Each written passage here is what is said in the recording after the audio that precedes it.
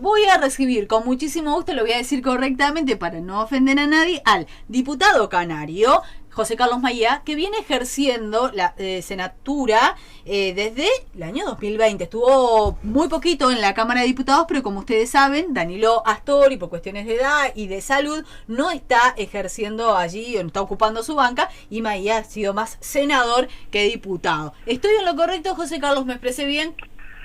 Sí, perfecto, es así, tal cual. De hecho, he estado trabajando en el Senado desde marzo de 2020 hasta hoy, por las razones que tú expresaste, de Danilo, de salud y bueno, fundamentalmente eso, y circulación de la pandemia, y ha sido así, tal cual. Has ejercido más como senador. Y se lo pregunto a todos los entrevistados, y te lo preguntaba fuera del micrófono, hasta ahora te venís salvando, como decimos en el barrio, ¿no? No has tenido COVID. No, por suerte no, como dice el dicho, balas que pican cerca, sí. Pero todavía no he tenido. El último PCR me lo hice hace 72 horas, y nada, y por suerte me dio negativo, y ya a esta altura creo que tengo cerca de 10 hechos, y está, por ahora todos negativos, y espero seguir así. Lo que pasa que, claro, la actividad política implica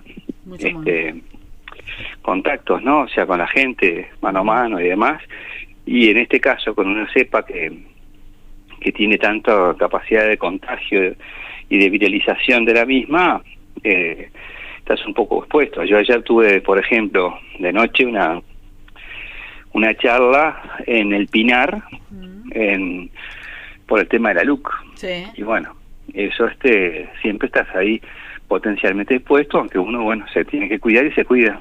Ni que hablar. Y ya te voy a preguntar por eso también, porque la realidad es que hoy estamos a 2 meses exactos del referéndum.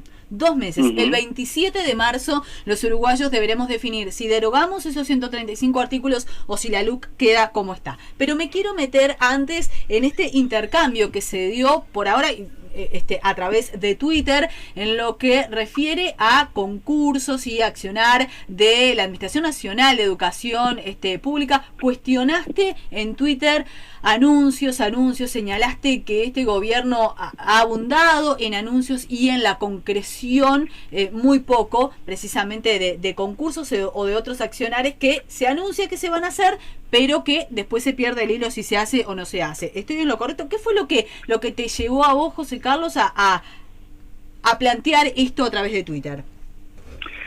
Bueno, en primer lugar, que uno está viendo que esta administración en general, y también en educación, es mucho más anuncios que lo que concreta.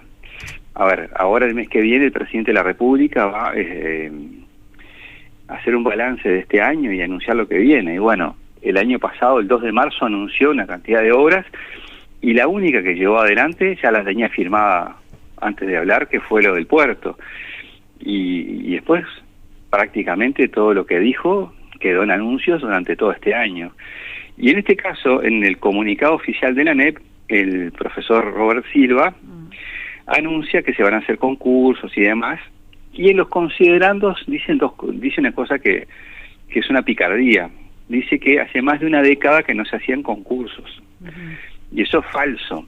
En la ANEP, desde 2006 a 2019, hubo concursos de docentes, de adscriptos, de funcionarios administrativos, de directores, en fin, a todos los niveles de sus sistemas.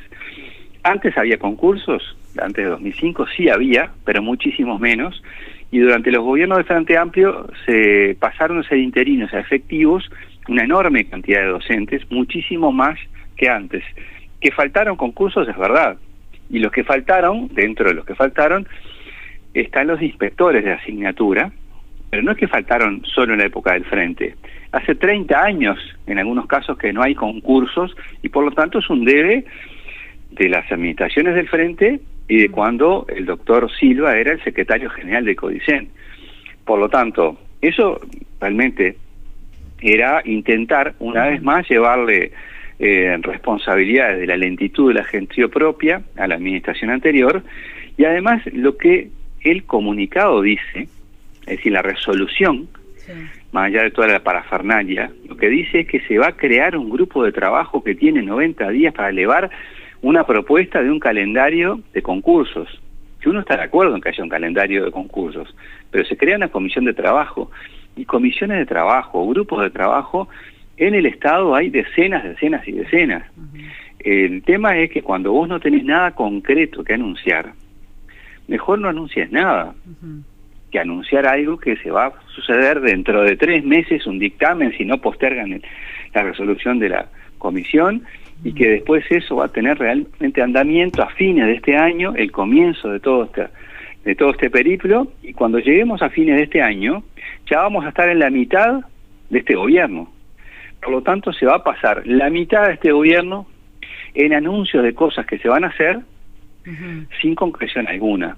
Y más cuando se ha dicho de todo, y aún se dice en las redes, de lo mal que estaba supuestamente la educación uruguaya. Bueno, si estaba tan mal, debían haber estado preparados para hacer cambios y para promover por lo menos el diseño institucional de los mismos mucho antes, porque yo tengo en cuenta, por supuesto, el impacto de la pandemia, lo que significó en el funcionamiento del Uruguay y de la educación, pero transformar, por ejemplo, temas administrativos y de concursos, o planes de estudio, lo curricular y demás, hasta era una oportunidad, los tiempos de pandemia, para involucrar a los actores, para poner los equipos técnicos a intercambiar y demás.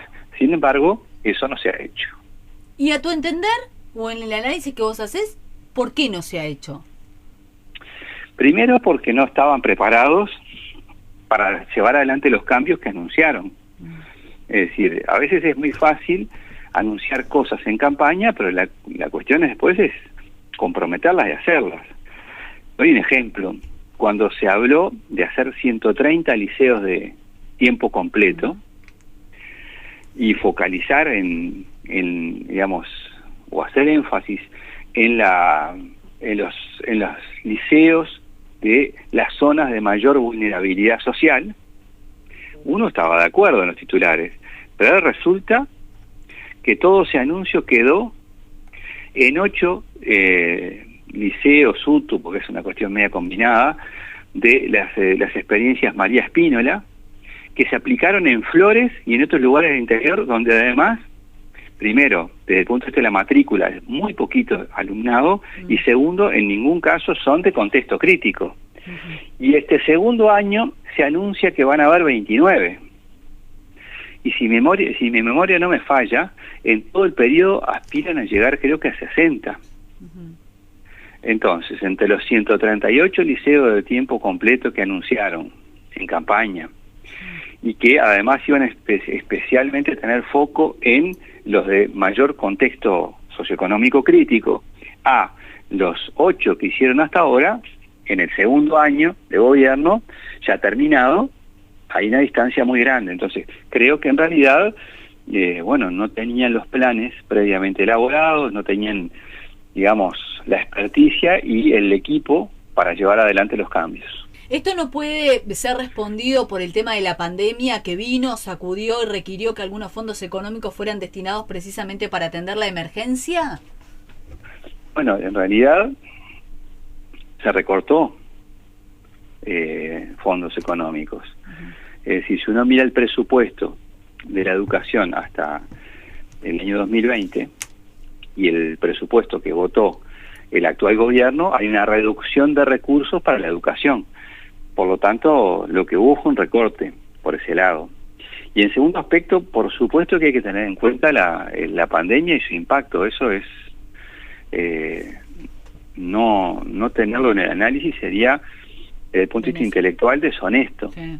Yo creo que generó un cimbronazo en el mundo, en el Uruguay, puso a prueba algunas herramientas que ya tenía el gobierno a disposición, como el Plan Ceibal, que se tuvo que llevar a un uso extremo, comparadamente con lo que se tenía.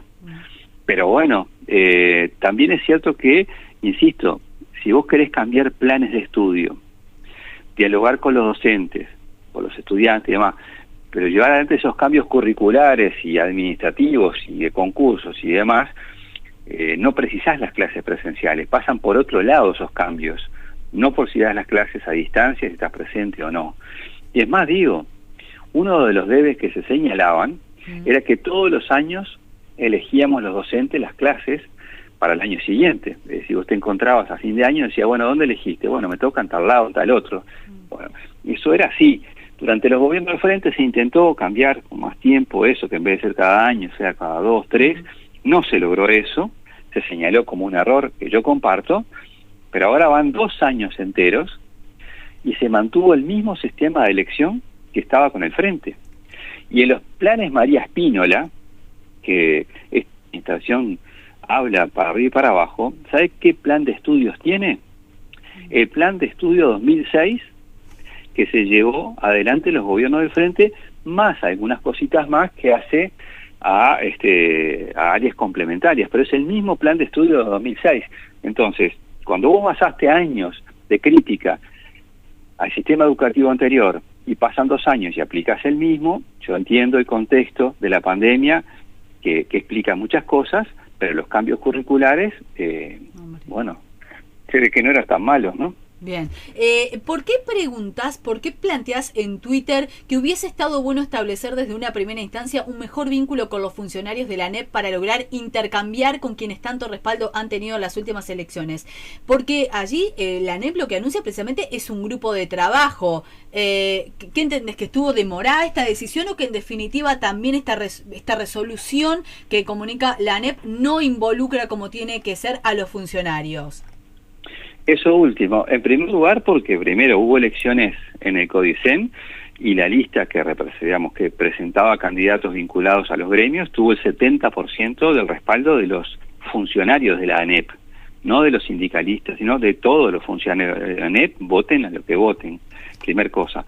Segundo, cuando vos hablas de cambios curriculares, para que la gente lo tenga bien claro, eso puede significar que haya, por ejemplo, más horas de historia, sí, menos de geografía, más de matemática o menos de física, para poner un ejemplo, ¿verdad? Eso, ¿qué es lo que afecta? Afecta la cantidad de horas por asignaturas y a profesores y profesoras concretas. Esto es, afecta las fuentes laborales y también, por supuesto, en algunos casos las condiciones laborales puede afectar. Por lo tanto, es un error de pique no involucrar a los actores de la educación a través de las asambleas técnicas, docentes, hasta a establecer grupos bipartitos de consulta con los educadores para saber de antemano los planes para intercambiar. Eso no quiere decir ceder potestad y ceder poder. El poder de la resolución y la potestad la tiene el CODICEN, que es el que el Parlamento votó y el Poder Ejecutivo antes propuso. Pero no se puede llevar adelante ningún cambio educativo que tenga de pique en contra o aislados a quienes los tienen que llevar adelante las prácticas en las aulas. Entonces, me parece que es una cuestión de orden llevarla adelante en esos términos y que verdaderamente se involucre, que insisto, no se trata de cogobernar, ni que gobiernen los gremios, ni todas esas muletillas que desde la derecha se suelen utilizar. Se trata de no prescindir de aquellos que después tienen que, en el aula, llevar adelante los cambios que en los papeles hacen las autoridades de cualquier administración. Pero esto, y a propósito de lo que vos mencionás, que es permanentemente señalado por las autoridades del gobierno, esto de demasiado empoderamiento de los sindicatos, de los gremios. Yo te pregunto, ¿esta consulta o esta participación de alguna manera no genera o no les otorga un poder que después quizás puede ser utilizado para distorsionar, por ejemplo, el tema del dictado de clases? Y no, porque en realidad lo que haces es consultar previamente y tomar una opinión técnica. Lo que pasa que esto tiene adentro la concepción de la LUC. Esto es, no en vano, en la ley de urgente consideración se excluyó a los docentes de secundaria, de UTU y de primaria. Y siendo esto un error, porque bueno, si vos tenés a los órdenes docentes, que son los cuadros técnicos por excelencia, que están ahí, consultarlos, y aunque su opinión sea minoritaria, intentar involucrarlos en cambios que todos precisamos, debería ser lo normal, lo lógico y lo saludable. Pero si partís con el preconcepto de que automáticamente se te van a oponer porque se te van a oponer, es desconocer el pensamiento general de los docentes, que no son un rebaño de personas, sino que son personas que después tienen que lidiar con los cambios que se proponen desde las administraciones. Y una cosa, insisto, es dialogar, intercambiar y partir de la base de la razón que tiene el otro para enriquecer la propia, y otra cosa es pensar que por consultar y por intercambiar, nada, te van a comer la cabeza y va a gobernar el otro. Bien. Más allá de este intercambio que se ha dado con Silva, ¿qué posibilidades hay desde el Parlamento Nacional para tener algún tipo de injerencia en estos asuntos y en estas modificaciones o en esta tardanza en lo que tiene que ver, a tu entender o al entender de muchos, en los concursos, etcétera, para que esto no termine perjudicando sobre todo al alumnado? A los docentes también, pero al alumnado. Bueno, nosotros, yo insisto particularmente, saludamos la resolución de que vaya a haber concursos. Eso estamos todos de acuerdo. Tan de acuerdo estamos, es que lo pusimos en marcha con muchísima intensidad en las administraciones del frente. Y en esto va a depender pura y exclusivamente de las autoridades del Poder Ejecutivo, porque en realidad la cosa sucede ahí. En el Parlamento uno puede llamar a responsabilidad, que se den explicaciones, y podrán ser satisfactorias o no, y nada más. Pero también te digo, hay otro capítulo muy importante que va a ser la rendición de cuentas, que va a ser este año, que va a ser la rendición de cuentas de mitad de periodo, donde ahí, digamos, debería empezar a mostrarse alguna intención, por ejemplo, de recuperar el salario perdido de los trabajadores de la educación, de aumentar las inversiones en infraestructura, de cumplir con alguna cosa. Por ejemplo, miren, la hoy directora de secundaria, la profesora Cherro, recuerdo que iba al Parlamento, invitada entre otras por la senadora Bianchi, sosteniendo que en esa época, en los gobiernos del Frente, no se le daba la importancia que tenían que tener los directores del liceo, y que había que ver que no podía ser que un docente de aula ganara más que un director de liceo que tiene a cargo cientos de estudiantes, docentes y demás. Y bueno, se hizo mucho hincapié en eso. Yo creo que hay razones para hacerlo, pero ahora que se está en el gobierno, yo espero que en esta rendición de cuentas aparezcan los recursos para jerarquizar a los directores de liceo, para que sean líderes, efectivamente también con recursos económicos y con salario acorde a la responsabilidad que se le pretende dar de los centros de estudio. Porque una de las banderas fundamentales de esta administración es que empoderar a los directores y demás, la LUC también lo traslada.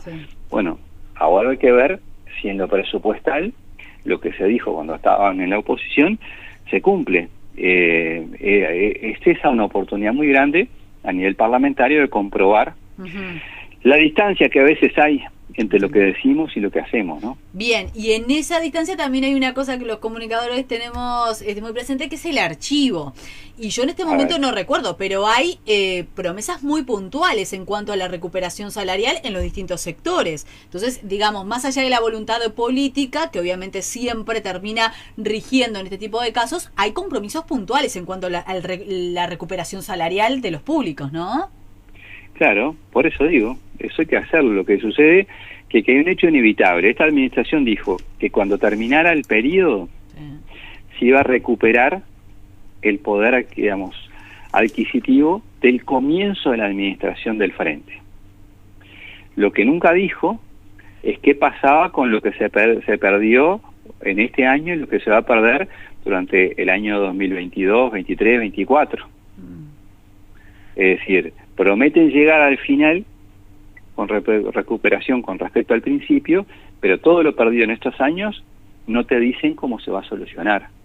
Y creo que la política del recorte, por el recorte mismo, aquello que la calle Pou hizo antes de comenzar la pandemia, tomó dos medidas, entre otras, ¿no? Por un lado, mandarle a todos los ministerios un recorte de los gastos del 15% parejo, 15% y otra cosa, y por otro lado, aumentó 2 puntos del IVA para recaudar más. Eso fue de las primeras medidas que hizo al comienzo. Bueno, ahora hay que ver en el tercer año si por lo menos se hace una modificación y en aquellas áreas estratégicas, como todos coincidimos, la educación, se permite hacer la inversión estratégica que yo no digo que llegue a los niveles que el Frente venía invirtiendo en educación, pero por lo menos que supere un poquito el desfasaje que se ha generado en el año 2021 fundamentalmente. Bien. Nos queda poco tiempo para poder visibilizar lo que pase esto en el Parlamento cuando venga la rendición de cuentas. José Carlos, te llevo a otro punto. 2 meses para el referéndum, donde, bueno, vos mencionaste en lo que va de la charla en varias oportunidades la LUC. La LUC y sus artículos está atravesando prácticamente todas las cuestiones que se están dando a nivel del país, atribuyéndole sus beneficios o sus perjuicios. ¿Cómo viene la campaña y cuál es la estrategia del Frente Amplio en el departamento de Canelones para convencer a la gente de que vaya por el sí, que es bueno derogar estos 135 artículos cuando desde el gobierno, y ayer lo decía Andújar aquí en los micrófonos de Radio Continental, que una de las principales aliados en este caso para la coalición, es decir, el país va marchando, a pesar de la pandemia, va marchando, no ha sucedido ninguna catástrofe, no son tan malos estos 135 artículos. ¿Cómo se rebate ese argumento? Primero con información, ¿no? Hay que informar a la población porque hay muchísima gente que no tiene ni idea de lo que dicen los artículos. Segunda cuestión, diciendo la verdad, y no en este caso estoy refiriéndome a lo que dice el diputado Andújar. Me refiero, por ejemplo, a algo que acabo de tuitear hace unos minutos en las redes sociales, cuando se dicen mentiras horribles. Por ejemplo, ante el hecho de ayer de la detención de un futbolista profesional con un arma 9 milímetros, autoridades del Ministerio de Interior, el viceministro, el secretario del ministro, el intendente de Rocha salieron a decir que por el artículo 24 de la LUC era que había sido posible que se incautara esa arma. Bueno, eso es una mentira grande como una casa.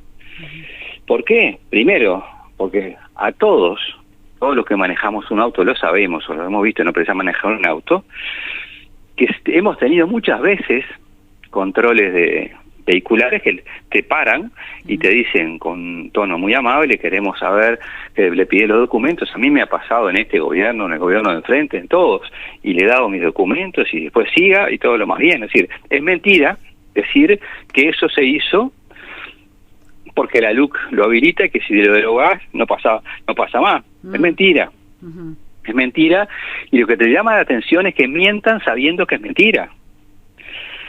Y eso pasó ayer, con un hecho realmente triste, que está en manos de la justicia y demás.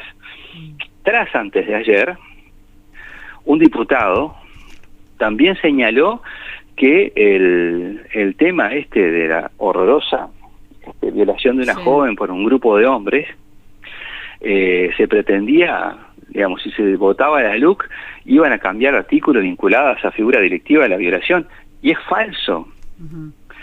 Entonces, vos tenés que actores de primera línea del gobierno salen a mentir descaradamente, diciendo cosas que no son, o el secretario de Presidencia diciendo que te van a derogar un artículo, o sea, adopciones, que no está dentro de los 135 artículos, y uno lo puede entender entre un militante de base que puede no estar informado, pero el secretario de Presidencia, un senador, diputado, un viceministro, salir a decir cosas que saben que no son, simplemente demuestra que prefieren una campaña en ese estilo, de mentiras, a una campaña que se base sobre la rigurosidad de los argumentos, que podremos convencer o no a las personas que tenemos razón, o de nuestras razones.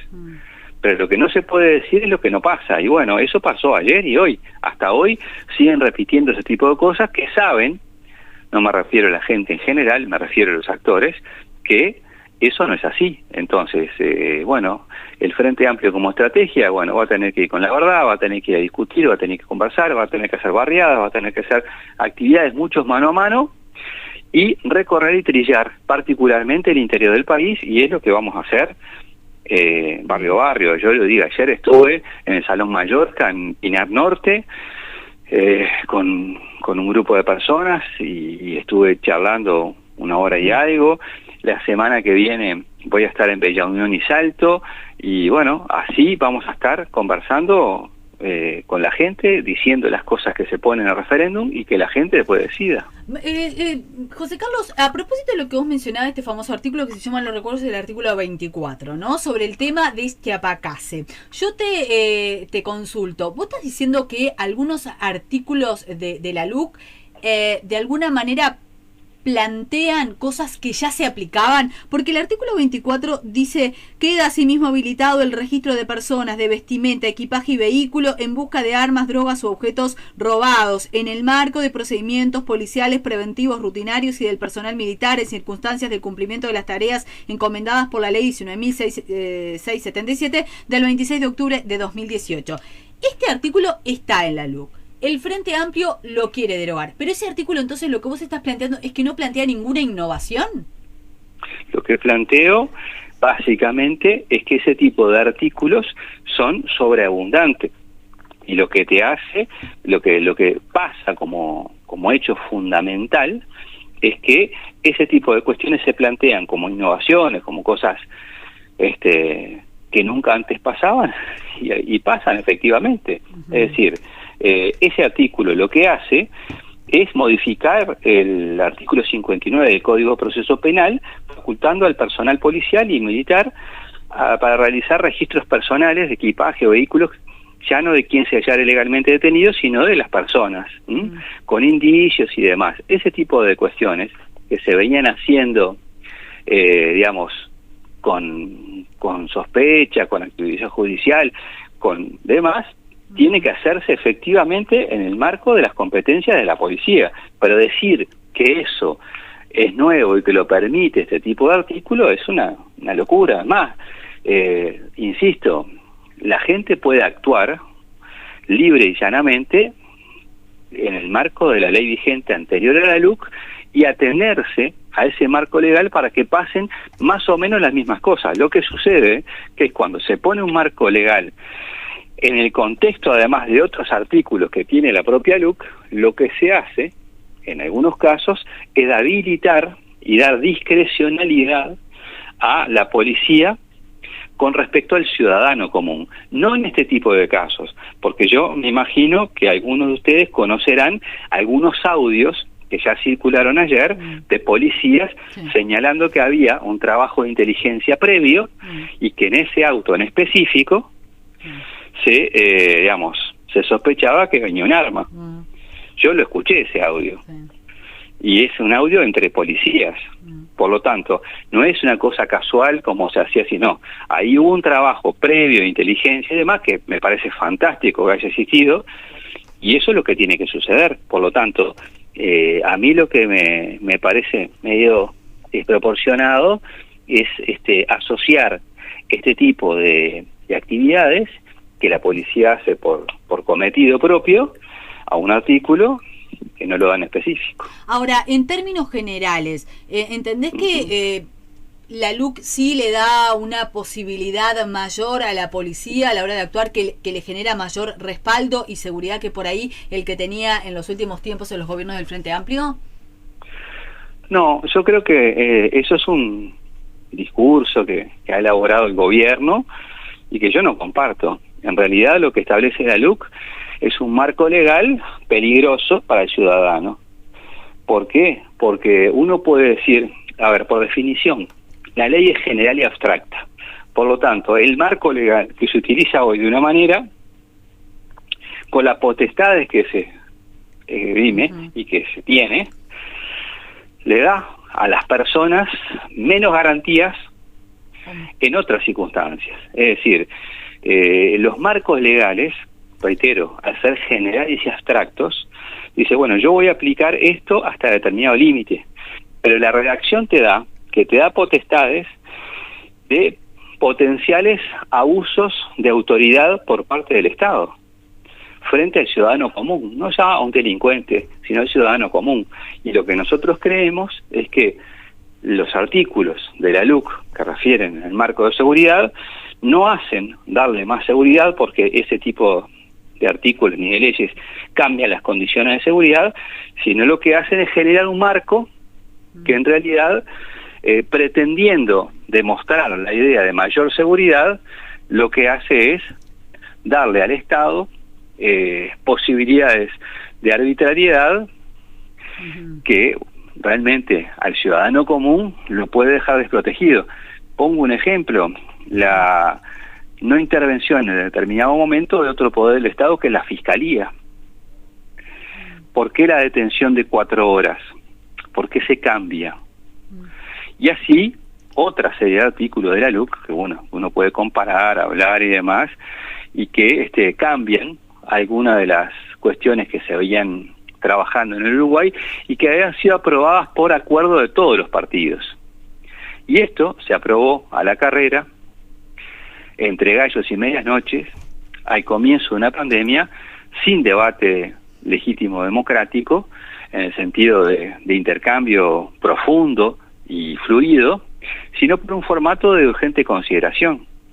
¿Qué pasaba? Si no tocabas ni una letra, salía lo que quería el Poder Ejecutivo. Entonces, no era una ley de 2 artículos o 3 o chiquita, eran 500 artículos.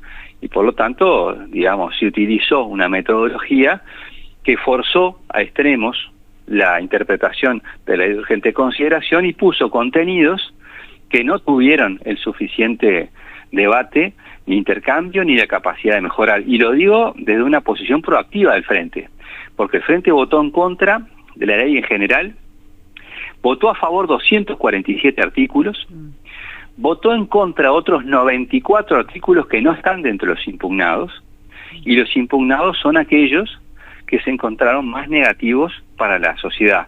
Y lo digo además porque, si bien en campaña electoral el presidente de la República y algunos de sus principales representantes hablaron de que iba a haber una ley ómnibus y que iba a haber una ley de urgente consideración, ni siquiera en el momento del balotaje entre Daniel Martínez y la calle Pou se le adelantó a la ciudadanía cuáles eran los contenidos que iban a venir en una ley de 500 artículos. Solo se hizo en enero del año en que asumía, el año 2020, una vez que habían ganado. Por lo tanto, sí habrá que hablar con la gente para informarla de cosas que no se anunciaron ni se le comunicó en campaña electoral que se iban a hacer, ni mucho menos se tuvo tiempo en el periodo que estamos de debatir abiertamente y de intercambiar con la gente, porque además se hizo, insisto, en una época y en un contexto de pandemia donde todos estábamos preocupados por un virus que nadie conocía, por una pandemia muy complicada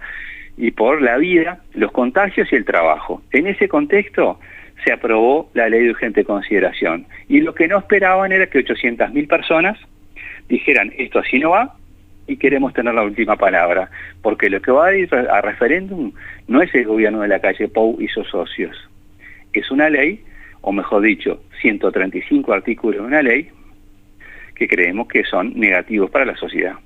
Te leo un mensaje, uno de los mensajes que llegan. Maía quiere más salario para los profesores. Con la pandemia cobraron... ¿Cómo? No Maía quiere más salario para los profesores. Con la pandemia cobraron el sueldo y no fueron a trabajar. Mi ex mujer es maestra, gana muy bien y le informo a Maía, mi ex profesora, así que es un alumno, tuyo, ex alumno, bueno, un saludo, de historia, que la educación está destrozada y muy sindicalizada, dice Mauricio.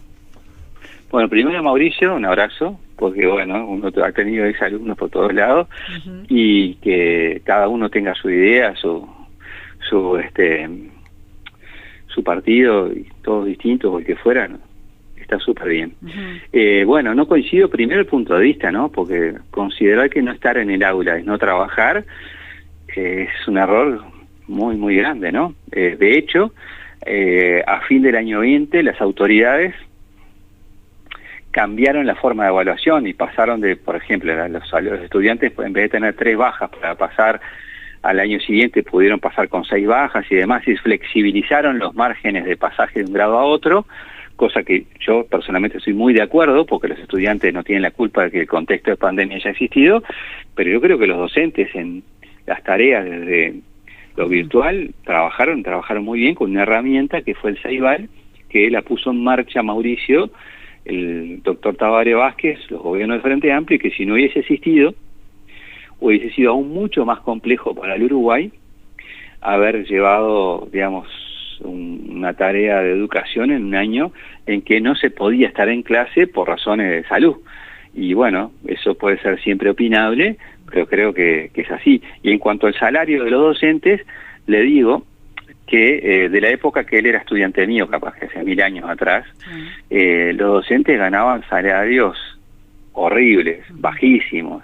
Estoy hablando de 9, 10 mil pesos, y pasaron de esa plata a 35.000 pesos en el grado más bajo, que siempre es poco, ¿no?, para un profesional, pero es muchísimo más de lo que se ganaba en los gobiernos blancos y colorados. Y es más, agrego, estos 2 años que van, son los primeros años de los últimos 16 en que el salario de los docentes cayó en vez de crecer. Es decir, hubo reducción salarial en los momentos en que además se le pedía mayor esfuerzo a los docentes para llevar adelante sus tareas, como así se le pidió a los médicos, a los enfermeros y a otros funcionarios del Estado en áreas estratégicas del Estado mismo. Mauricio me manda acá, fue al Liceo Manuel Rosé Nocturno, 1994, generación 1994. Bueno, 94, bárbaro. Sí, en el 94, yo le cuento, en el año 94 yo vendía vino durante la mañana en una empresa que ya no existe, en Ciudad de la Costa, en la Costa de Oro y en el Santoral y con las Piedras, y de tarde, unos días y de noche, daba clases en el Liceo Manuel Rosé. Ese año, y Mauricio lo podrá, lo recordará, yo, digamos, fui candidato a diputado por primera vez, pero ni mis estudiantes sabían que yo era candidato a nada, y al año siguiente salí diputado. Te iba a decir que coincidía, me sonaba el año en que habías empezado como parlamentario, ¿no? En realidad empecé en el 95, hasta el 94 estuve dando clases en nocturno, pero bueno, el año siguiente, cuando salí diputado, con muchas de las actividades políticas son de noche o primeras horas de la noche, decidí no dar más clases de noche, y sino dar un solo grupo en la tarde, y bueno, ahí quedé. ¿Nunca le dijiste a tus estudiantes que eras candidato a diputado, por ejemplo? No, ni a los clientes cuando yo vendía vino tampoco. Siempre traté de separar una cosa de otra lo más que podía. Eso siempre fue así. Después, cuando ya fui diputado, sí le informaba a mis estudiantes que era legislador, porque era una cosa que, yo que sé, el otro día, no sé, un referente familiar, o te veía en la prensa, en la radio, te escuchaban, te decían. Pero en general el mundo de los estudiantes, y eso es un mundo que circula en sus propias, valga la redundancia de palabras, en su propio mundo, en sus propias cosas. O sea, después sí te decían, mire, profe, lo vi en la tele, cosas así, pero nada, son como cosas que van muy distintas, muy paralelas. Por eso me acuerdo como si fuera hoy cuando les informé a mis, no a los estudiantes, porque yo terminé siendo electo, imagínate, el 21 de enero del 95, yo ya no tenía clases en verano, pero sí les tuve que informar a mis clientes de la empresa que trabajaba, que se fundió, por eso la voy a nombrar, se llama Ubical, no existe más. Les informé a uno, mire, yo no voy a venir más, va a venir otra persona a mi lugar por tal razón, y la razón era que había sido electo diputado. Y me felicitaban, la enorme mayoría no tenía ni idea de eso, porque, insisto, siempre intenté separar las cosas y hacer mi militancia política donde correspondía que hacerla, y hacer el trabajo profesional, otras cosas en otro lado, porque bueno, eso me parece muy sano y es lo que se debe hacer. Bien, en momentos en que además muchos hablan como de la politización de absolutamente todo. José Carlos, ¿te vas entonces a otros puntos del país por la campaña para derogar los 135 artículos? Sí, voy a donde la comisión del sí determine que sea necesario, porque en esa comisión están también grupos sociales y demás, no solo está el frente, y ahí voy a andar. El primero que tengo en agenda, 3 y 4 de febrero, va a ser Salto y Bella Unión, y después tenía otra actividad en Ciudad de la Costa, y en eso estoy. A veces, bueno, me han pedido algunas barriadas en Montevideo y en otros lados, en función de eso y de las otras agendas que uno tiene, ¿no? Porque tiene que tener agenda partidaria, parlamentaria, en fin, tiene que conversar con medios de prensa, tener vida en otros ámbitos, y bueno, tratamos de articular todas las cosas, ¿no? Bien, y en Canelones puntualmente, ¿la estrategia cuál es de la comisión? ¿Va a haber actos masivos? ¿Por dónde va a pasar la clave para el convencimiento? Más allá de estas barriadas y del mano a mano.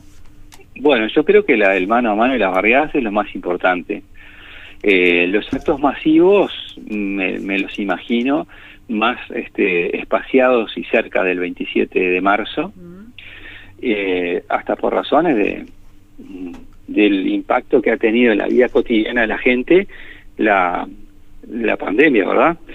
Es ahora todavía gradual la presencia de gente en actos o en actividades públicas. Lo digo desde un recital hasta un partido de fútbol. Uno ve que la gente empieza a ir porque tiene muchas ganas de salir, pero también va como gradualmente cuidando las cosas. Entonces yo creo que la marcha de esa no la podemos predeterminar ya hoy, un plan 100% establecido, porque hay que ver cómo evoluciona el país en forma sanitario. Por suerte, gran parte de la población tiene las 3 vacunas. Nosotros el año pasado reclamábamos una aceleración de la vacunación de la población. Ahora, por suerte, hay una gran parte de la población que está vacunada, y eso, digamos, es muy bueno para las consecuencias si te toca estar contagiado y enfermarte de COVID. Pero eso no quiere decir que en todas las actividades públicas que vos hagas no tengas como primera prioridad cuidar la salud de todos, la de los demás y la propia. Ni que hablar, es un gran desafío también en momentos en que además se están registrando importante número de contagios en el día a día. La última, y como futbolero que te hago hoy, ¿tenés en cabeza el equipo que puede poner en cancha Alonso? ¿Te jugás? Sí, sí, claro, yo soy re futbolero, ¿sí? Vos sabés. Sí. Lo sigo. Dicen que va a jugar Roget, que es un golerazo. Obvio. Y creo que por la derecha juega Damián Suárez. No se sabe si se va a línea de 5 o línea de 4. Yo me juego seguro que esté Godín con Josema, pero puede estar también el otro como es el Araujo. Sí. Por izquierda debería estar Viña. En el medio yo creo que va a poner al mediocampo, van a tener a 3, Valverde, Vecino y Bentancur. Creo que no va a prescindir de la dupla arriba ¿cómo es? Suárez-Cavani. De Suárez-Cavani. ¿No va a Darwin Núñez entonces? ¿Cómo? ¿No va a Darwin Núñez? Bueno, esa es la duda, porque si pone 4 o si pone 5 atrás, te cambia el medio, y después hay 3 que pueden estar ahí en la vuelta para entrar, en su orden de Arrascaeta, Darwin Núñez y Diente López. Yo creo que por ahí pasa eso, pero bueno, ojalá gane Uruguay, que es lo que más queremos. El fútbol es una pasión del mundo, de los uruguayos ni hablemos. Te cuento, la vez que me tocó ir a China, la última vez, invitado por el presidente de la Cámara, el hoy viceministro Amarilla, fui con Amarilla y con Gandini, que iba a ser el siguiente presidente de la Cámara después de mí. Recuerdo que cuando se reunía con autoridades del Parlamento chino, se entregaban presentes representativos del país, cosa que es habitual en las delegaciones oficiales en todas. Pero lo que más emocionaba a los representantes, a los parlamentarios chinos, quien fuera la autoridad que estabas, era cuando a alguien en la delegación se le ocurrió llevar una camiseta uruguaya y llevaba la camiseta 9 de Luis Suárez. Te estoy hablando del año 2016 esto. Era como que todo lo demás regalo, todo muy bien, las cosas típicas del Uruguay, pero la camiseta de Luis Suárez se la sacaban de la mano entre las autoridades chinas. Eso me acuerdo que fue una idea del presidente de la Cámara de entonces, Amarilla, que fue muy original. Y bueno, eso demuestra hasta dónde el fútbol es un lenguaje universal y hasta dónde desde el punto de vista de lo emotivo juega eso, ¿no? Ujú. Y los chinos le va a costar un tiempo entender como un país de 3,5 millones de habitantes, Exacto. frente a otro de 1.370 millones, tiene el potencial futbolístico en el deporte más popular del mundo, Te ¿no? iba a Que decir, tiene. te iba a decir eso porque en algunos mapas ni siquiera aparecemos precisamente. Para China en algunos casos no existimos por nuestras dimensiones. Pero bueno, José Carlos, un gustazo escucharte, ¿eh? Buena jornada para vos. Bueno, gracias por la oportunidad, un fuerte abrazo a vos y a toda tu audiencia. Que pases muy bien. Era el diputado / senador, porque ha sido más senador que diputado, José Carlos Maía, que está a full y además encabezando lo que tiene que ver con la campaña por el sí a la derogación de los 135 artículos de la LUC, y que mantuvo este intercambio importantísimo con Robert Silva, que después veremos en qué decanta, porque todo esto, recordemos, en marzo se está preparando el arranque de clases, en qué va a repercutir en tema los concursos, la asignación de los cursos, etcétera. Así que bueno, estaremos visualizando muy de cerca qué sucede en este sentido. Pausa y ya venimos y vamos a recibir al diputado canario, otro que está a full con la defensa, en este caso de la LUC, como lo es el doctor Javier Radichoni.